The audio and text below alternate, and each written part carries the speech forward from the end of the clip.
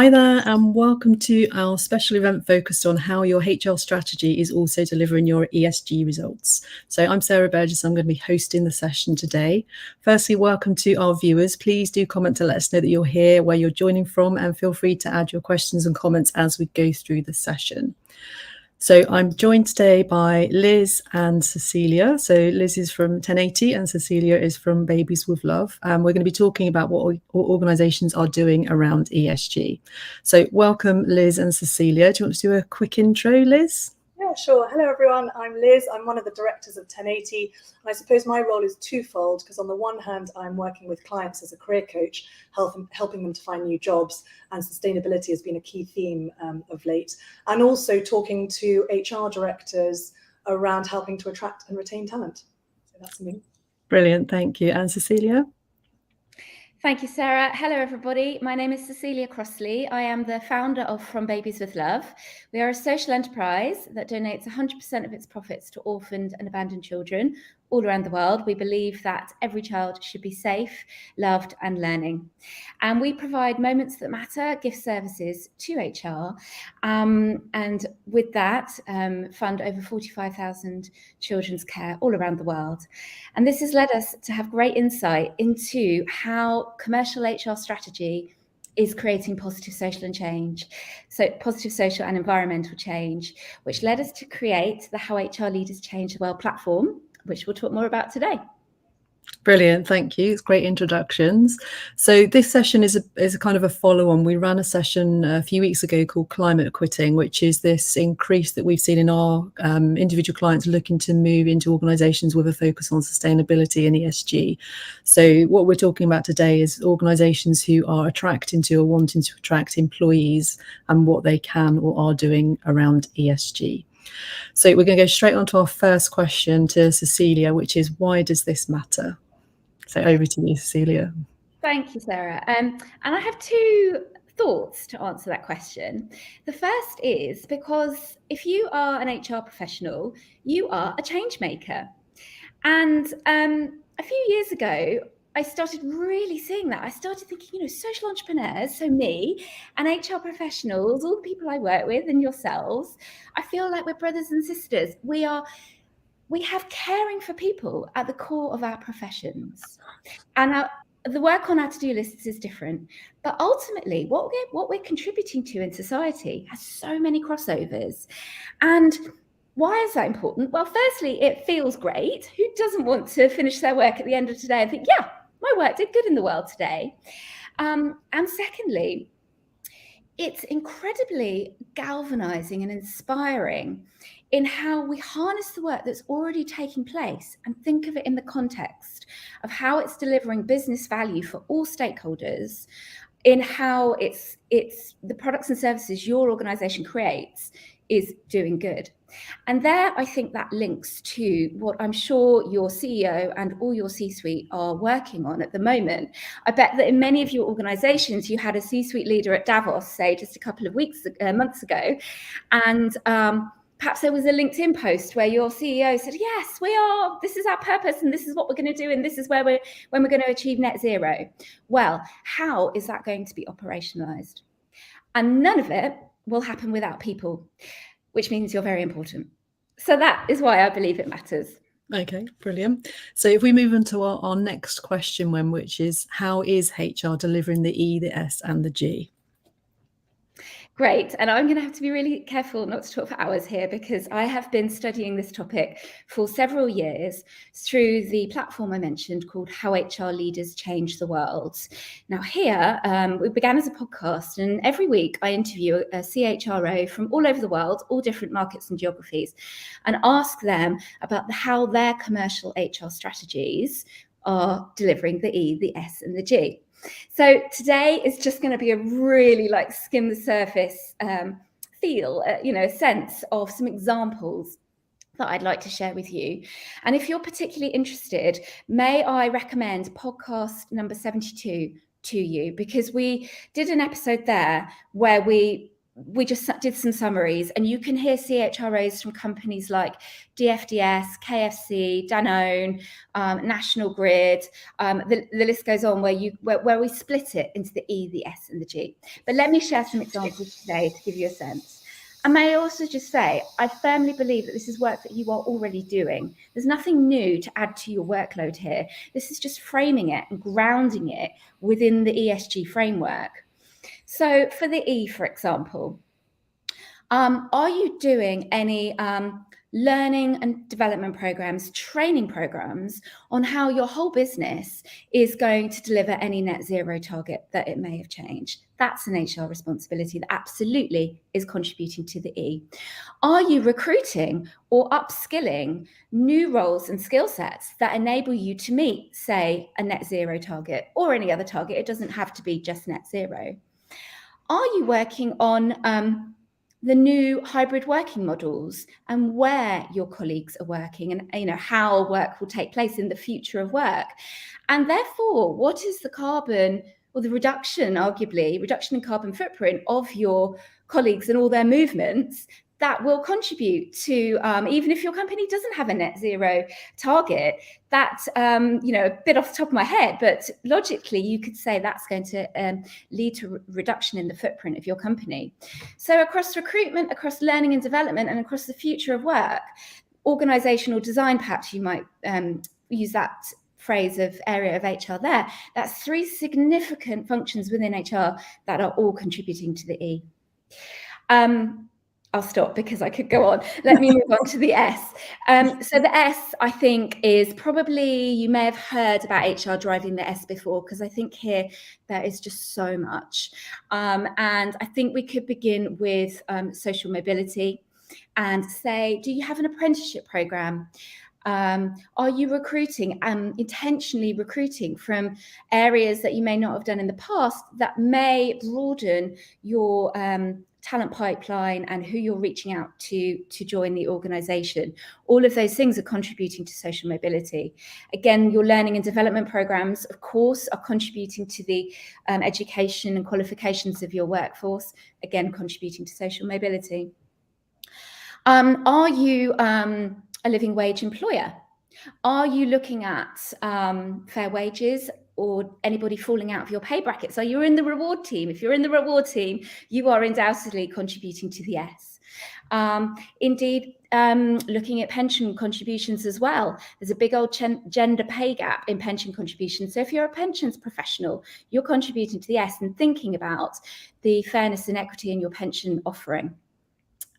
Health and well-being. If you're a well-being professional, if you're looking after any health benefits, insurance benefits, you are, very broadly speaking, there are many, many ways that you are, but Sustainable Development Goal 3 is literally called health and well-being. So within the S, I'll take you on to one of the Sustainable Development Goals that you are, without a doubt, contributing to. And just to add there, that goal and the area of health and well-being was where I really first thought to myself, this connection between HR and HR as change makers. I can't just sit quietly behind my laptop and think about that by myself anymore. I have to talk about it out loud, because if you think about the work that you were no doubt doing during the pandemic, when I'm going to say with 99.99% confidence that you were working on the health and well-being of your, workforces, be they national or global, wherever they were, I'm sure it was a huge amount of very stressful work for you. And that was delivering the S and contributing to the Sustainable Development Goals, no doubt about it. Gender pay gap. Sustainable Development Goal 5 is gender equality. Reduced inequalities across any element of diversity and inclusion, if that is within your role, or we have any inclusion professionals here today. Sustainable Development Goal 10 is reduced inequalities. So across all areas of facets of diversity, of which there are many, you are contributing to the S. And I'm finding actually in all the people that I talk to, when I say, how do you think you're contributing to ESG? Some of those elements of DE&I programs are what first come to mind. But you can take a moment and go deeper and you'll see just how many connections that there are. Let me move on to the G. So the G is, I think, where I find people I talk to go, oh, what is the G? Is it, the audit and doing some conflicts of interests kind of stuff? And I say, well, actually, if we use areas of HR work, such as culture, building culture, creating culture, embedding culture, communicating values, living the values, performance measuring against values, recruiting for values. That's all people leadership work right there. And of course, culture and values are the very core of any governance structure and the purpose of any business. So the role of HR across all of that work, and working with all leaders, and that those elements impact everybody in the business. But I would suggest that HR has a fundamental role in delivering those foundations of governance of any company. And a business and a CEO can't do it without you, to my mind. I hope I haven't talked too much. That's perfect. So, Liz, have you got anything to add to all of that Cecilia's just said? Cecilia gave a pretty thorough answer, but for me, I suppose the S is critical for human capital, meaning you're making sure that you can attract the best employees. And it's really about a diverse employee base in terms of background, experience, neurodiversity that can help the firm solve problems in different ways, and that culture of inclusion as well to bring the best out of people. Yeah, definitely. And we're going to be talking a bit more about attracting and retaining talent in a few questions' time. But I think it kind of strikes me also that the organisations need to be kind of communicating this information in a way that's going to attract their candidates, isn't it? And I know that's very much what we talked about in the climate quitting session we had a couple of weeks ago, about how people can differentiate between what clients are saying and what they're actually doing. So I'm sure we'll talk about that a bit more as well. Okay, so Cecilia, the next question then. So how should HR be involved in an ESG committee? Brilliant, thank you. When I first started asking HR professionals that we work with, I found that so many weren't on an ESG committee or their company's ESG committee. And perhaps in case your company doesn't have an ESG committee, perhaps you have a CSR committee or an employee resource group. And I think historically, an ESG committee has been chaired by a chief financial officer because, particularly for listed companies, it began perhaps from a place of reporting to investors and therefore was led by the person often in charge of that annual report or quarterly investor meetings, often the CFO or finance director. So I absolutely understand where it's come from. But, as I always say, can any of this work happen without people? No. And so, of course, HR must be represented on the ESG committee. So I think my first call to action for today is if you or a peer in HR are not on the ESG committee, absolutely go and ask to be on it. And I think you can make the case, and we'll talk more about ways to communicate the case for you to be on that, should you need to make a case very easily. And then how should you be involved? Well, the majority of your HR programs are contributing to the objectives of that committee. So feeding in the results, absolutely being party to the writing of any report that covers your company's annual or other ESG reporting, and then helping design what objectives does that ESG committee have, and how can that help you in leading your people strategy. They should be two sides of the same coin and a win-win. You are absolutely allies, I think, in demonstrating the business value that your company creates. Absolutely. And is there a forum somewhere that HR professionals can talk to each other about this? They can kind of bounce ideas off each other, do you think? Or maybe is that what you're doing? Yeah, well, we are about to create one, so that's a lovely question. Oh, good. That wasn't even planned. No. So how HR leaders change the world. You can currently sign up to join the community, which is it's a free community, and it's quite basic at the moment. We've taken our first step. We're building a new membership area where there will be a lot more space to digitally and in person talk to peers and speak with us, and we'll bring in more experts to help develop this topic, because the more we do, the more people are asking us to do, and there's a natural evolution in how we build our community that we're taking some brilliant steps on this year. So for now, you can go to our website, frombabieswithlove.org. and you'll see the How HR Leaders Change the Community area, and you can sign up to join the free community in its first, what's the word I'm looking for? First look at it, Yes, exactly. Yeah, brilliant. Okay. And Liz, have you heard from any of your kind of corporate clients in HR, if they're in ESG committees and that kind of thing? Yeah, and I think if you were to ask me this question a few years ago, I think the answer would be very few. But now, I absolutely do know people in HR, and I think it's getting much, much more common, because HR are really keen to contribute to real change and development of their firms, and the industry more generally. At the biggest area from an internal ESG focus is human capital. So it's critical to have HR involved in order to drive these initiatives forward, whilst understanding that the initiatives do need to be led top down in order to get buy-in from the whole firm. But I believe HR are a key member of the ESG committee who can address these internal activities. Yeah, that's good. And has there been a move, do you think, to encourage more of these types of questions on employee engagement surveys and things like that, to try get data from employees? Have you noticed that, either of you? No? Just wondered, with corporates, if they were asking that. Yeah, that's a really great question. I don't have any visibility of survey results myself, but I could say from what I do see, like let's say on my LinkedIn feed, absolutely, you can see the engagement. That's when senior leaders post about this topic, that the workforces are the extent to which they're engaging. So I think I could use other metrics that I do to evidence that. I mean, I am now going as far as saying, this is a key trend for HR for the next 10 years. This is, HR for the next 10 years is this topic.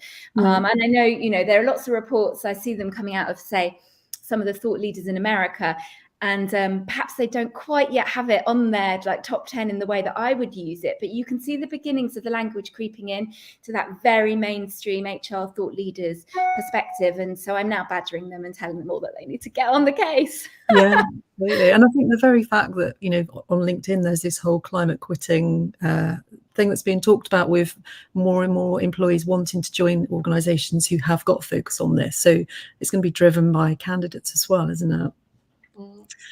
Okay, so you've mentioned UN, Cecilia. So how can HR connect with UN sustainability goals?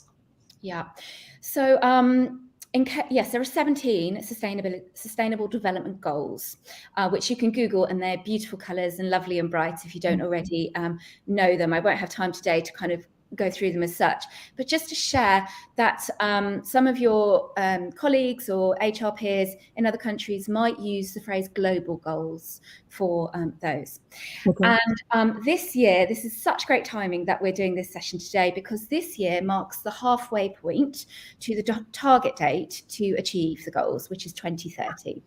So this coming September, the week commencing the 18th of September, is Global Goals Week. It is huge in New York, where the UN has obviously got its headquarters.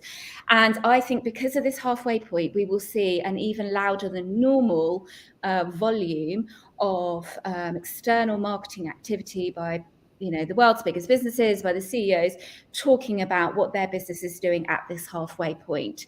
So in terms of speaking with your CEO, of building stakeholders internally and working with your colleagues, it's a wonderful time, because you can lead into that week. What's your company doing that week to showcase its ESG strategy or results to date, or its vision for the future?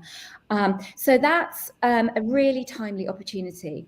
But as I started doing just before, when I was talking about fitting HR work within the E, the S and the G, I do the same with the Sustainable Development Goals. I already started doing it naturally, didn't I? And like that example I shared of hybrid working and the future of work, Sustainable Development Goal 11 is sustainable cities and communities.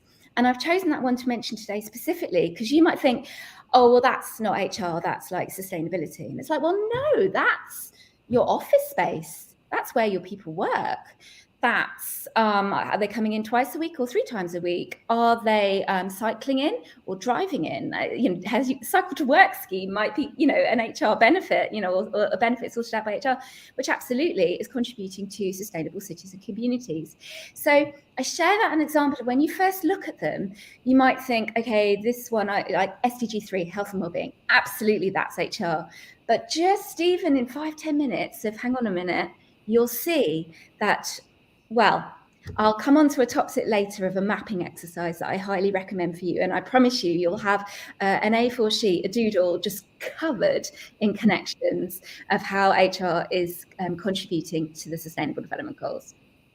Brilliant. And Liz, have you got anything further on this one? I just wanted to add a quote a stat that I found really interesting from the Charities Aid Foundation. There was 83% of millennials say they would be more loyal to a business that enables them to contribute to social problems.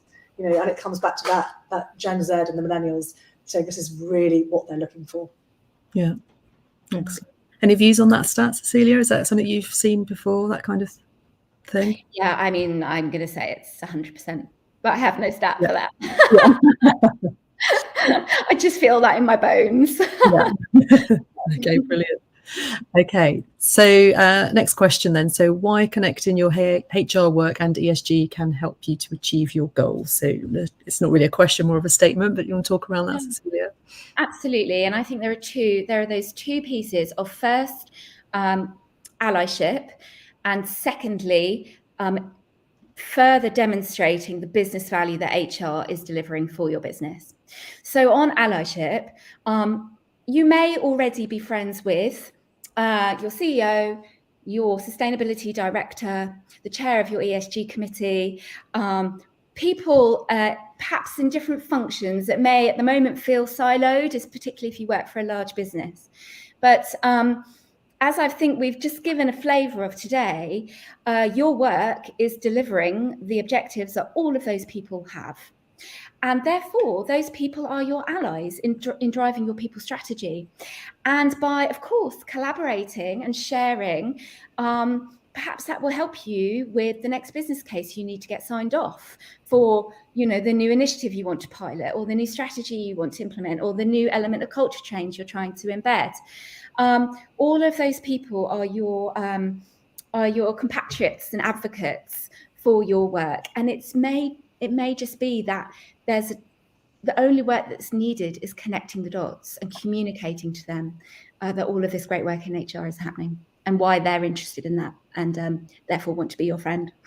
And the second is demonstrating the value of HR. Absolutely, you're delivering commercial people strategy. You're doing it in a way that is delivering ESG results, and that is relevant to every customer and every investor and every other stakeholder that you have. So it's another way you can elevate just how important HR is to your business. And that helps you achieve your goals. Yeah, so good. Liz, anything to add on this one?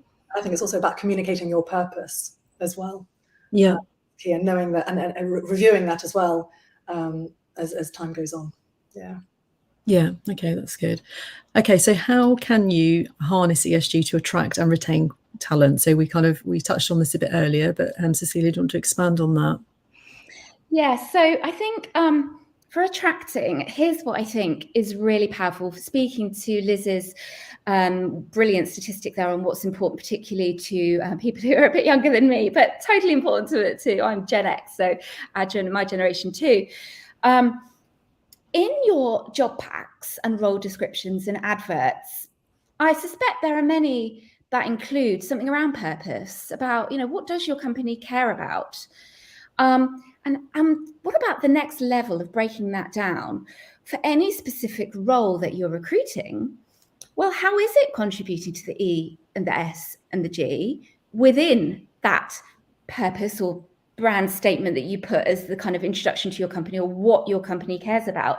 Because if it's so obvious what your company cares about within the language, and then you'll be attracting people that care about it too.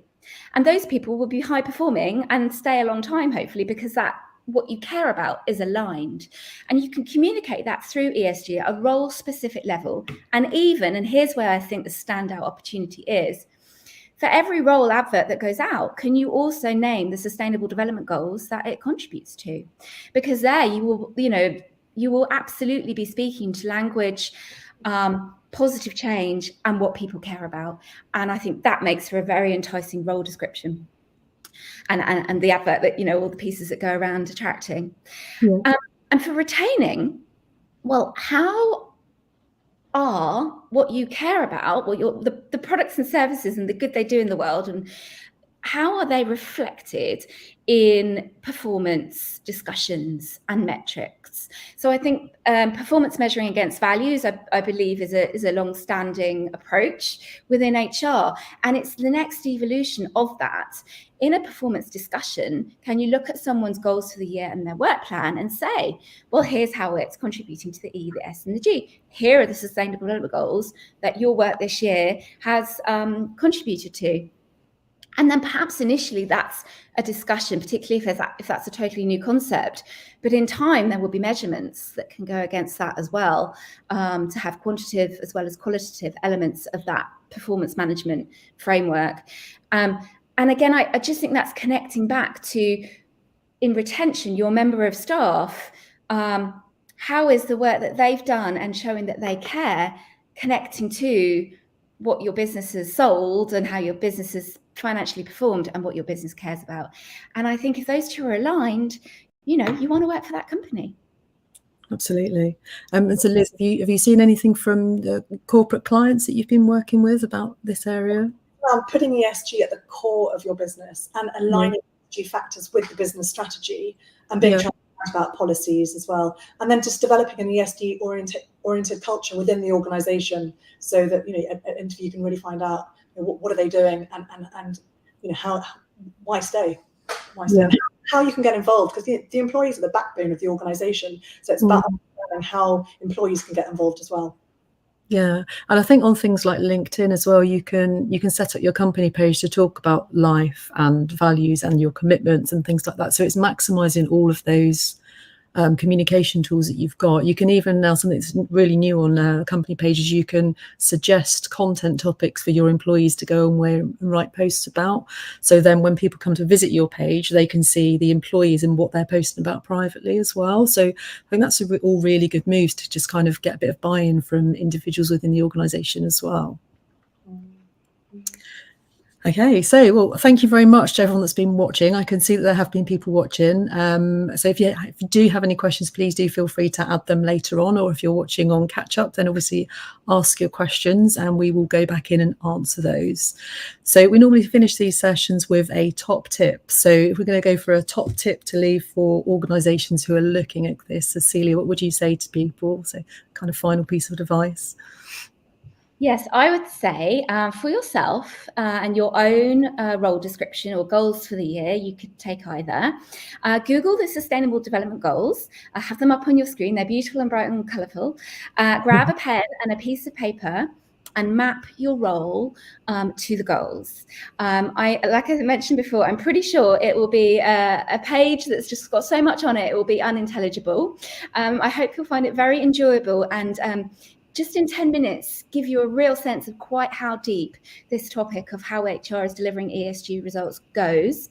And indeed, if you find that enjoyable, take that step further and do it with your team. You can go on and on. You can then use that as a communications tool to show those other stakeholders, peers in your organization, your CEO, the work you're doing. You can roll it out across every single team. Every employee in your company could do that exercise as well. But you could start with yourself, 10 minutes, goals on screen, cup of coffee, and get mapping. Brilliant, thank you. And Liz, have you got a top tip? Focus on areas where you can make a meaningful impact and drive the most effective results. Brilliant, thank you. Okay, so once again, thank you very much. Thank you to Liz and Cecilia for this great conversation. It's been really, really interesting. And as I said, please do ask any questions later and we will come back to those. So we're going to be back on the 18th of April at 1 o'clock when I'm going to be joined by Chris Thorne and Jill Amos, when we're going to be talking about when you should leave a chaotic job. So I'm sure that's going to be a really interesting conversation as well. So thanks very much, everyone, and see you next time. Thank you. Bye. Yes.